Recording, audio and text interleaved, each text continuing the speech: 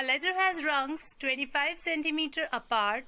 The rungs decreases uniformly in the length from 45 centimeter at the bottom to 25 centimeter at the top. If the top and the bottom rungs are 2.5 meter apart, what is the length of the wood required for the rungs?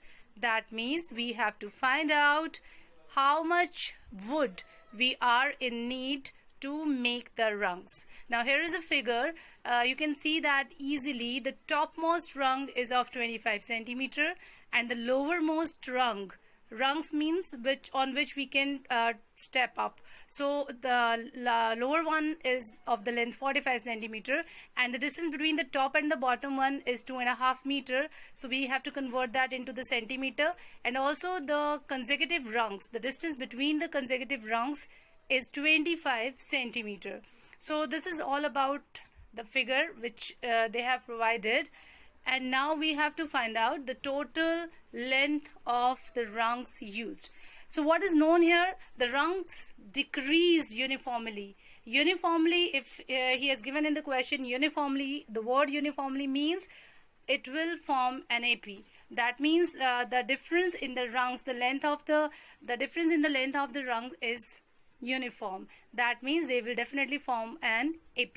And we know that the bottom one is 45 centimeter and the top one is 25 centimeter. And also we know that the distance between them is 2.5 meter. Now what is unknown here? The length of the wood, which we have to find out. Now we have to find out this. We can find out this by using the formula for sum of first n terms of an AP.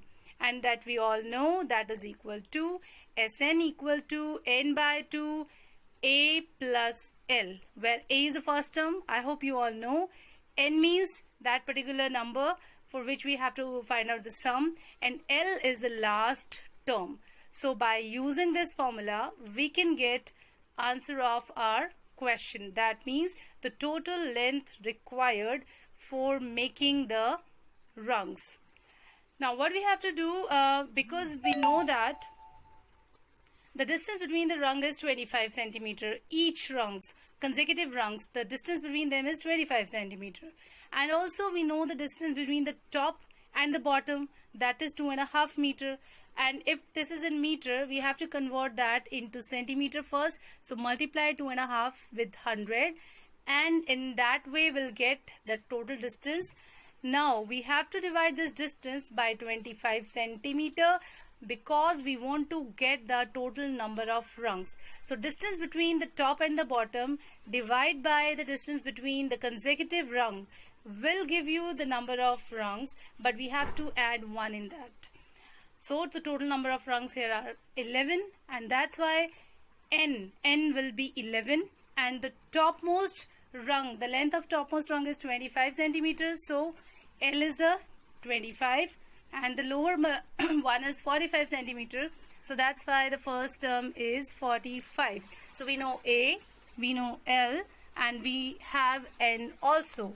And so we can put all these things in the formula which we have discussed, that is Sn equals to n by 2 A plus L.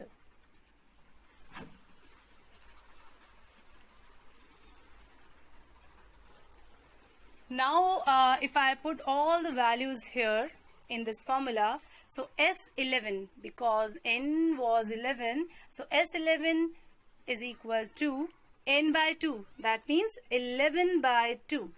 A plus L means 45 plus 25.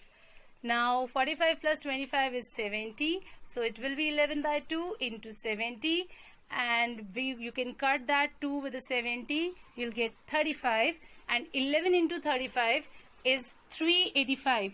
We have told you a trick how to multiply a number with 11, so just keep that in the mind. So after multiplying this with 11 you'll get 385. Therefore the length of the wood required for the rungs is 385 centimeter, and this is your answer. Thank you.